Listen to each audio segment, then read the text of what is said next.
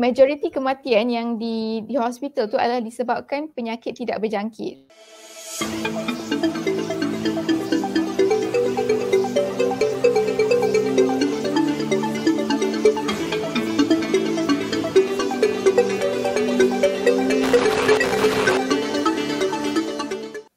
Assalamualaikum warahmatullahi wabarakatuh. Salam ceria dan selamat petang kepada semua penonton rasa sayang kita. Alhamdulillah, hari ini hari Jumaat yang pertama di bulan Ramadan, bulan yang paling dinanti-nantikan oleh semua umat Islam. Alhamdulillah, syukur sebab Allah sampaikan kita pada bulan yang barakah ini. Pastinya kita sebagai hamba Allah yang mensyukuri nikmat bulan Ramadan ini, menyediakan hati kita sepenuhnya untuk merebut ruang di bulan Ramadan ini agar menjadi hamba Allah yang bertakwa. Jadi sesuai dengan bulan puasa ni, kita bawakan kepada anda semua topik yang berkaitan tentang makan, iaitu love hate relationship with food. Dia macam suka tapi tak nak makan, ataupun tak suka tapi kena makan. So insyaAllah saya mempersilakan tetamu jemputan kita pada hari ini yang merupakan seorang dietitian yang mempunyai latar belakang dalam sarjana kaunseling dan juga sarjana muda dietetik, dan sekarang sedang menghabiskan research beliau dalam bidang sustain dietary behavior change, iaitu Cik Ayat Ibrahim. Assalamualaikum Ayat. Waalaikumsalam warahmatullahi wabarakatuh. Alhamdulillah. Ayat sihat ya hari ini? Alhamdulillah tu baik. Apa khabar Puan Ayu? Alhamdulillah saya pun sihat. Terima kasih kepada Ayat kerana sudi menerima jemputan kami. Dan insyaAllah hari ini kita akan bincangkan tentang love-hate relationship kita dengan makanan. Tapi sebelum tu kan Ayat, sebelum kita mulakan, Ayat kena jawab soalan saya. Okay. Boleh saya cuba. Apakah makanan yang Ayat paling suka makan ataupun rindu ketika bulan Ramadan? Masya Allah. Biasa. Jadi kalau ada tiba-tiba teringat durian pula. Durian sebab selalu makan durian ke? Tak ada, sebab jarang dapat makan durian. Jarang dapat makan durian. Okay, so bulan Ramadan ni ada puasa ni kan, semua makanan tu dia memang jadi sedap kan. Dia jadi tiba-tiba teringat lah. So insyaAllah bila kita cerita tentang love hate relationship kan, sebenarnya kita semua mungkin dah agak biasalah, dah tahu pun sebenarnya apa dia makanan sihat ataupun makanan tak sihat. Tapi itulah, kadang kita rasa susah untuk kita nak menjauhi daripada makan makanan tu. Dah cuba tapi kalaupun cuba mungkin dia tak bertahan lama. Ada masa kita tahan-tahan dan kita kembali kepada tabiat pemakanan yang lama, yang sama kan. Jadi saya kira sangat penting untuk kita tahu kenapa sebenarnya kita perlu makan sihat. So mungkin Ayat boleh kongsikan kepada kita kenapa kita perlu makan sihat dan apa sebenarnya impak kepada diri kita jika kita makan secara sihat. Silakan Ayat. Okey, baik. Terima kasih Puan Ayu. Jadi bila kita cakap tentang impak, suka saya nak bawa dari dua sudut pandang. Bukan dua sudut pandang lah, dua aspek lah. Yang pertama dari segi pembangunan rohani dan yang kedua adalah dari segi aspek fizikal. Jadi pertama sekali bila cakap tentang kekuatan rohani itu sendiri, suka saya nak bawakan senario macam mana hubungan kita dengan orang-orang yang kita sayang. Kita mungkin ada orang-orang yang sangat beri perhatian kepada kita, banyak berbakti kepada kita, ataupun senang saya cakap mungkin ibu bapa lah. Ibu bapa sebagai manusia yang paling banyak beri bakti kepada kita kan. Dan respon secara fitrahnya seorang anak kepada ibu bapa mestilah kita nak hargai, kita tak nak lukakan hati mereka, kita nak membahagikan mereka sebagai tanda kita sayang, kita appreciate apa bakti yang mereka dah buat kat kita. Jadi cuba kita lihat pula dari sudut macam mana pula kita dengan Allah yang telah menciptakan kita, yang beri kita rezeki, yang berikan kita nikmat tubuh badan sihat ni. Jadi suka saya nak kongsikan satu ayat Quran ni, boleh ya? Silakan. Jadi dalam surah Al-Baqarah ayat 172 Allah menyatakan ya ayyuhalladzina amanu kulu min thayyibati ma razaqnakum washkuru lillahi in kuntum iyyahu ta'budun.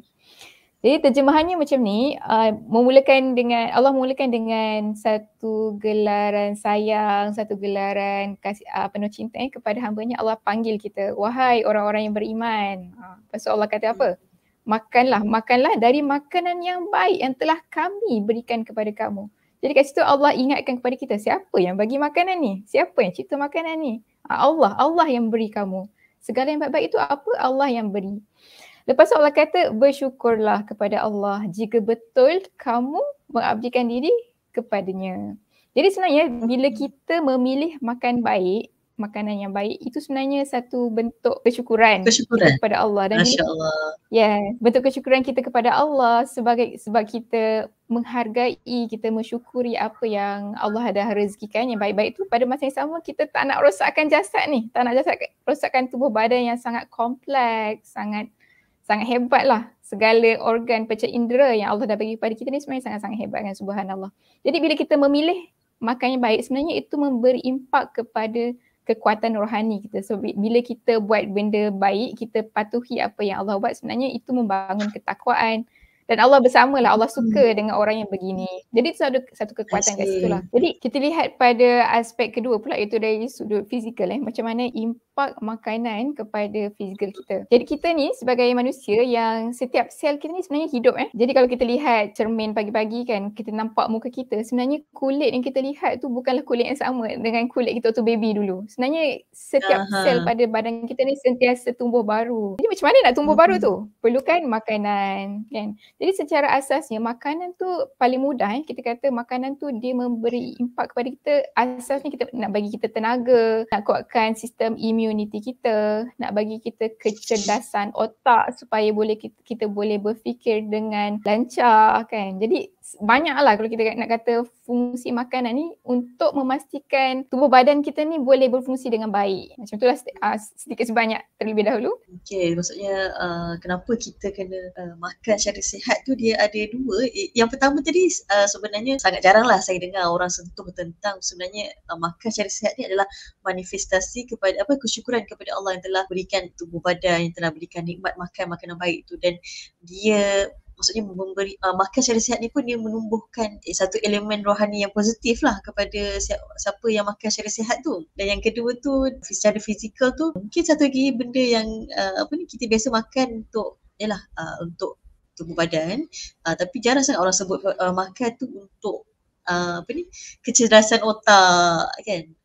Okey, tu maksudnya satu benda yang sangat besar lah kan. Sebab kalau kita ni secara teorinya kalau otak tu tak sihat, kita pun tak mampu nak berfungsi dengan baik lah kan. So kita berbalik kepada healthy eating ni kan. So kita tahu untuk manifestasi kepada kesyukuran dan juga untuk tubuh badan yang sihat tu kita perlu makan secara sihat. Tapi macam mana sebenarnya kalau kita nak menjayakan tabiat pemakanan ni secara sihat? Apa tips ataupun langkah dia untuk jayakan tu? Bagaimana nak jayakan makan sihat? Jadi secara mudahnya saya boleh bagi kepada dua lah. Yang pertama adalah bila kita makan. Yang kedua adalah apa yang kita makan. Jadi kita akan jawab dua soalan ni lah. Jadi yang pertama sekali tentang bila kita makan. Jadi dalam fasa setiap hari kita ni ada 24 jam. Kita boleh bahagikan ada masa kita makan dan ada masa kita tak makan. Jadi sebenarnya waktu kita makan tu dia memberi banyak manfaat. Dan ketika kita tak makan pun beri banyak manfaat. Contohnya kita dalam bulan puasa ni kan, kita tengah puasa kan, 14 jam tu. Biasa orang cakap tentang bila kita makan kita boleh dapat tenaga. Tapi bila kita tak makan pun sebenarnya banyak juga manfaat dia lain. Dia akan mempengaruhi metabolism kita. Dia melancarkan proses detoksifikasi kan. Jadi sebenarnya bila kita makan tu sangat-sangat mempengaruhi kesihatan jugalah, yang mungkin jarang juga orang perkatakan lah. Jadi secara asasnya kalau di luar bulan Ramadan lah kan, sebaiknya kita kalau makan tu waktu siang kan, kita berhentilah sebelum malam tu kan. Yang ni mungkin biasa juga kita dengar kan, doktor cakap berhenti makan lah sebelum pukul 8 tu dah berhentilah. Gantunglah kuali semua dah tak ada ketang dekat dapur tu kan. Sebelum 8 malam. Okay. Jadi kalau ada rasa lapar ke waktu malam tu kan, tapi kita tengok jugalah mungkin ada orang dia tak sempat makan siang tu menyebabkan dia nak makan malam juga. Tapi saya tengah cakap tentang orang secara umumnya yang memang siang dia boleh makan 3 hari sekali kan. Jadi sebenarnya tak ada keperluan dah pun nak makan malam tu.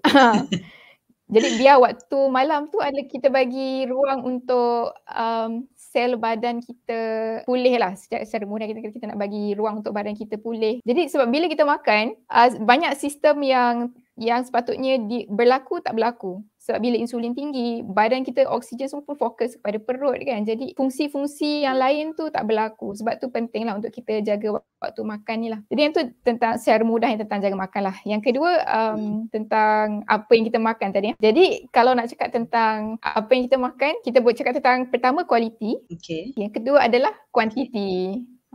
Jadi kita pergi pada poin yang pertama dulu, kualiti makanan. Jadi kualiti makanan secara mudahnya kita kata kita kena pastikan apa yang kita makan ni pertama seimbang. Yang kedua adalah pelbagai.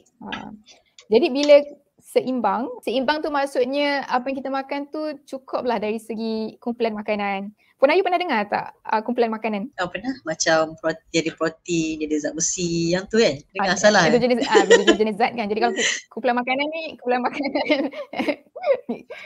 dia ada kurang 5 lah kumpulan. Sayur, buah, ayam, ikan, kan, nasi, susu. Itu semua kategori kumpulan makanan lah. Jadi kalau kita tengok dekat piramid makanan tu, kita akan nampak piramid tu dibahagi mengikut kumpulan makanan. Jadi bila kita cakap tentang seimbang, maksudnya setiap kali kita makan tu merangkumi semua kumpulan makanan tu. Tak adalah makan ayam je kan, ataupun tak nak makan buah tu, maksudnya ada salah satu kumpulan makanan yang hilang. Jadi bila salah satu kumpulan makanan yang hilang tu, tak seimbang lah. Jadi kalau kita nak faham definisi seimbang tu, dia terkait dengan kumpulan makanan lah. Cukup ke tak kumpulan makanan yang kita ambil dalam setiap hari tu. Jadi yang tu pertama. Yang kedua, bila cakap tentang pelbagai. Jadi setiap kumpulan makanan tu ada pelbagai jenis makanan kan. Contohnya buah. Kita ada buah betik, buah pisang, buah temikai, macam-macam warna buah kan. Maksud pelbagai tu maksudnya kita pelbagaikanlah pilihan buah tu. Janganlah makan buah pisang je sampai mati kan. Jadi kita nak pelbagaikan jenis tu sebab setiap buah tu dia mengandungi zat-zat yang berbeza. Jadi itu yang kita cakap tentang kualiti. Yes. Yang sebagaimana Puan Ayu kongsikan tadi tentang zat besi tu mungkin kita dapat banyak dari kumpulan protein tu lah, ayam, ikan semua tu. Kenapa penting cukup kumpulan makanan ni? Sebab sebenarnya kumpulan makanan ni dia dikumpulkan mengikut jenis nutrisi yang dominan dalam kumpulan tersebut lah. Misalnya kita cakap tentang buah dia kita banyak cakap tentang fiber, tentang vitamin. Kalau sayur pula banyak tentang mineral kan. Jadi bila cukup kumpulan makanan, lepas tu kita pelbagaikan lagi, dari situ kita akan dapat makanan yang berkualiti lah. Setakat ni faham tentang tu? Faham, insyaAllah. Okay, so itu antara perkara yang kita perlu tengok, kualiti dia, kuantiti dia tentang makanan. Jadi penting sebenarnya untuk kita makan makanan yang sihat tu dan juga pelbagai supaya kita mendapatkan nutrisi yang seimbang lah kan. Okay, kalau kita kata kita ada setengah orang dia rasa mungkin susah lah untuk dia mukal kepada tabiat pemakanan tu, tapi dia mula daripada sikit demi sedikit untuk makan secara baik. Dan cuma kalau kita mesti tidak sedar lagi kenapa pentingnya untuk makan secara sihat kan, apa yang akan jadi kepada badan kita sendiri kalau kita meneruskan pemakanan yang tidak sihat. So, tadi kita dah tahu apa impak makan makanan baik, tapi kalau kita meneruskan pemakanan tidak sihat tu, apa yang akan terjadi pada badan kita? Okay, apa kesan buruk bila kita tak makan makanan sihat? Ialah dekat Malaysia ni kan syurga makanan ni. Makanan pun readily accessible, banyak, ada restoran yang 24 jam kan. Sebab Masya Allah. Jadi kalau kita lihat kepada statistik sendiri, sebenarnya Malaysia kebanyakan lebih kurang 70% lah kematian yang di hospital adalah disebabkan penyakit tidak berjangkit. Jadi penyakit yang ni data sebelum COVID lah Jadi selepas COVID ni dah lain lah data dia. Jadi sebelum COVID ni, majoriti kematian yang di hospital tu adalah disebabkan penyakit tidak berjangkit. Apa penyakit tidak berjangkit ni? Penyakit tidak berjangkit ni adalah penyakit yang disebabkan gaya hidup.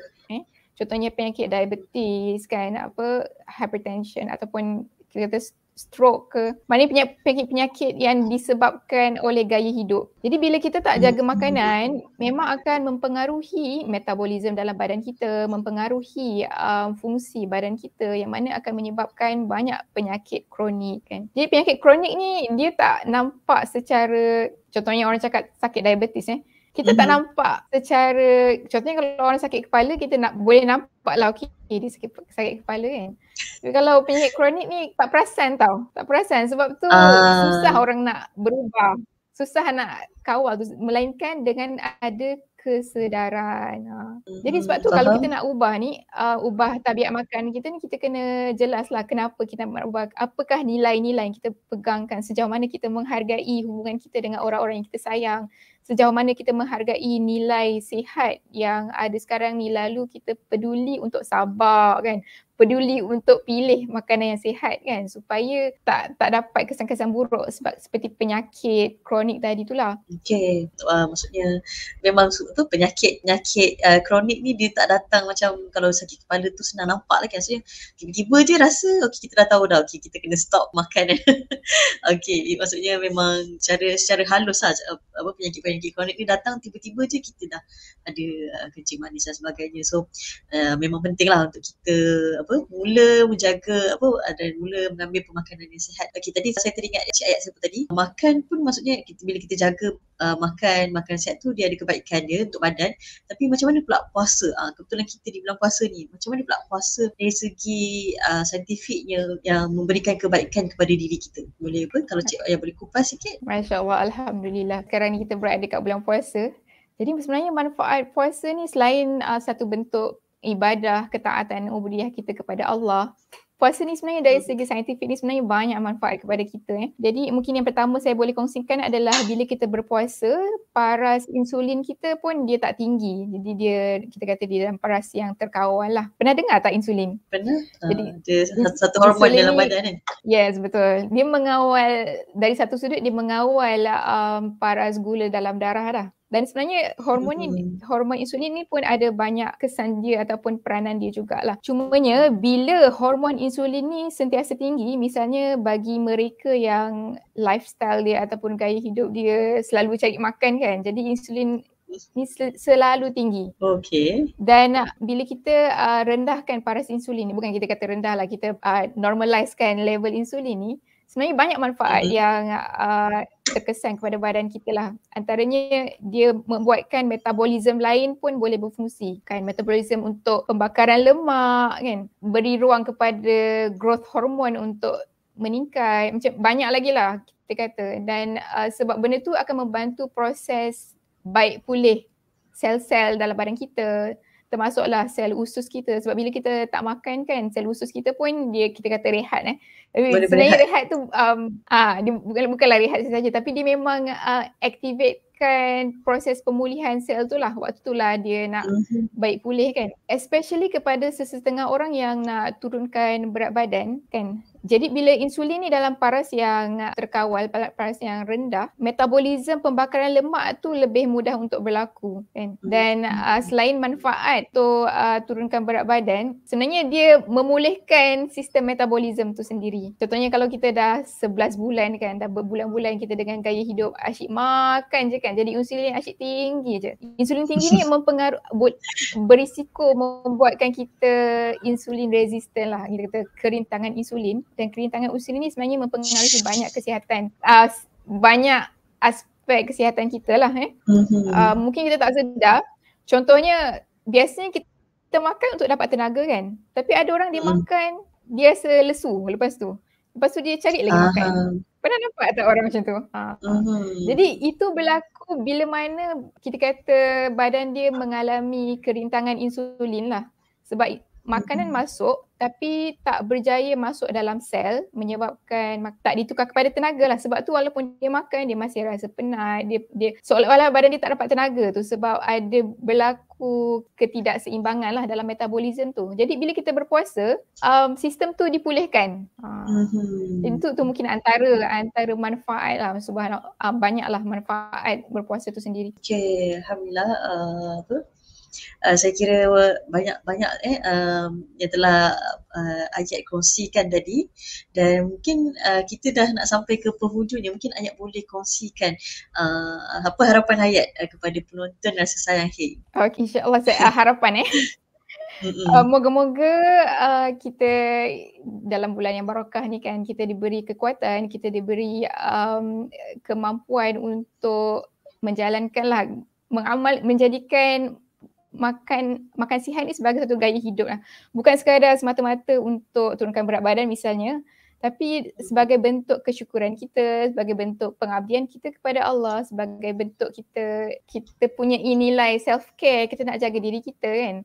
Jadi moga-moga dengan kejelasan sistem nilai, dengan itu membuatkan kita mahu pilih makan yang sihat ni lah dan jadikan dia gaya hidup selama-lamanya. InsyaAllah. Alhamdulillah. Terima kasih kepada Ayat yang telah berkongsikan kepada semua penonton rasa saya, terutamanya tentang kenapa ataupun big why kenapa kita nak makan secara sihat, dan yang paling penting tu adalah manifestasi kesyukuran kita kepada Allah sebagai pencipta telah menciptakan tubuh badan, memberikan nikmat kesihatan ni, dan juga untuk tubuh badan yang lebih sihat, untuk kecerdasan minda, untuk kita berfungsi sebagai khalifah di muka bumi ini. Dan terima kasih juga kepada semua penonton rasa sayang yang telah meluangkan masa mendengar perkongsian kita pada hari ini.